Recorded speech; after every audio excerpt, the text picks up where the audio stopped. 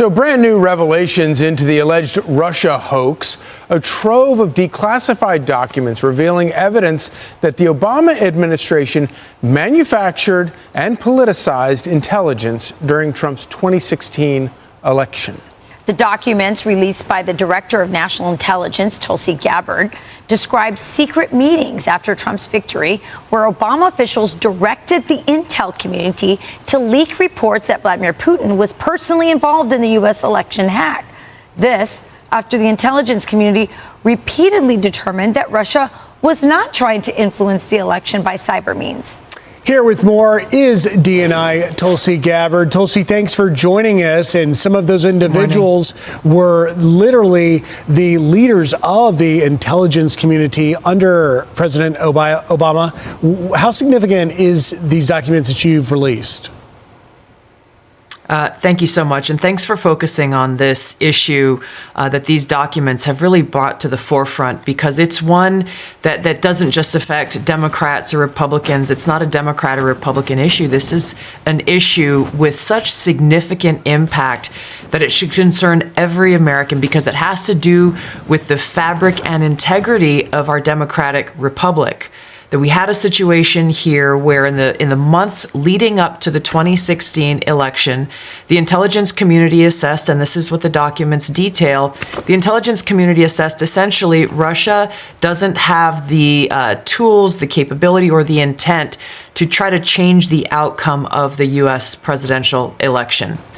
Donald Trump pulls off a historic victory against Hillary Clinton in November of 2016. Even in the days after that election, the intelligence community continued their consistent assessment that reflected the same thing in the months leading up to the election.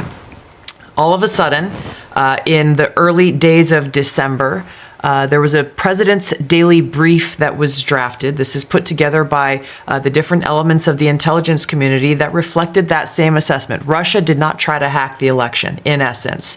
That PDB, that document, was pulled hours before it was supposed to be published for the president to see that following morning. That document was never published until we released it yesterday. One day later, President Obama calls a meeting of his National Security Council, his top officials, to be held on what they called a sensitive topic. And the results of that meeting, which we released yesterday, and these over 100 documents that talk about in detail how President Obama and his team, he directed a manufactured piece of intelligence that detailed not if, but how Russia tried to influence the outcome of the United States election that President Trump won in November of 2016. This document was then used as the foundation for everything that came next. It was essentially a years-long coup that was launched against President Trump before he even had the opportunity to take his oath of office and be sworn in as President of the United States. So, as you know, there was a Mueller investigation that went on for years, cost taxpayers nearly $40 million. There were 2 congressional impeachments. President Trump and almost every member of his family were smeared and attacked, faced lawsuits, depositions. High-level officials were investigated, some were arrested and put in jail. The list goes on and on about the ramifications of this, but foundational to it all was the fact that we had in President Obama and his leadership team people who did not want to accept the will of the American people in electing Donald Trump in 2016, and therefore cooked up this treasonous conspiracy to, again, try to effectively, and they did effectively, launch a years-long coup against the sitting president of the United States. Director Gabbard, I'm glad you used the word coup. I also, in some of your reports, the word treason has come up. We're seeing a lot of things coming to light these days, and it's very encouraging for Americans, especially this report, which so many of us knew this was a hoax. But this goes all the way to the top. I mean, this goes all the way to Barack Obama. Will we actually see someone as high up as Barack Obama take responsibility, be accountable, maybe face criminal charges? Is that a possibility here based on the documents that you've released?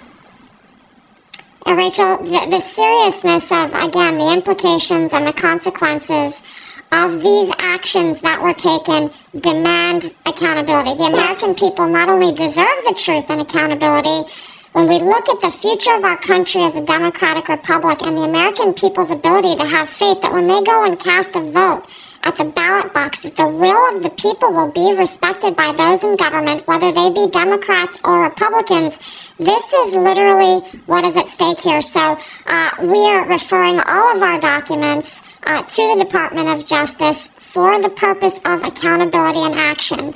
No one, no matter who they are, no matter how high up they are, or how powerful they may be, no matter who the intelligence officials or professionals were who were a part of this treasonous conspiracy, there must be accountability. The truth must be shown to the American people in order to ensure that there is this faith and trust and integrity in our democratic republic for the sake of the future of our country.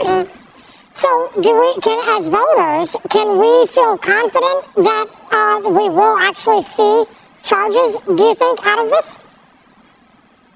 I'm not a lawyer. We're referring all of this to the Department of Justice. I know that Attorney General Pam Bondi is committed to bringing about justice to those who have broken the law.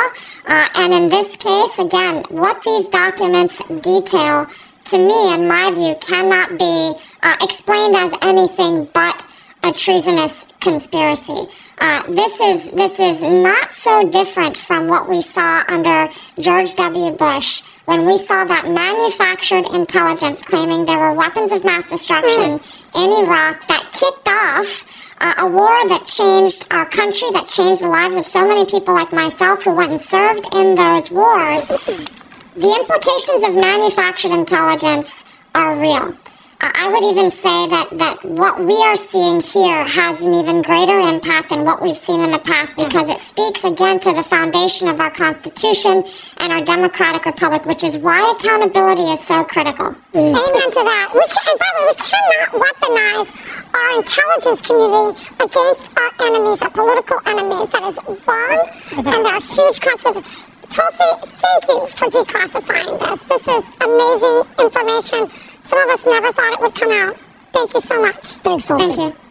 All right. That's a patriot right there. I'm Steve Doocy. I'm Brian Kilmeade. And I'm Ainsley Earhart. And click here to subscribe to the Fox News YouTube page to catch our hottest interviews and most compelling analysis.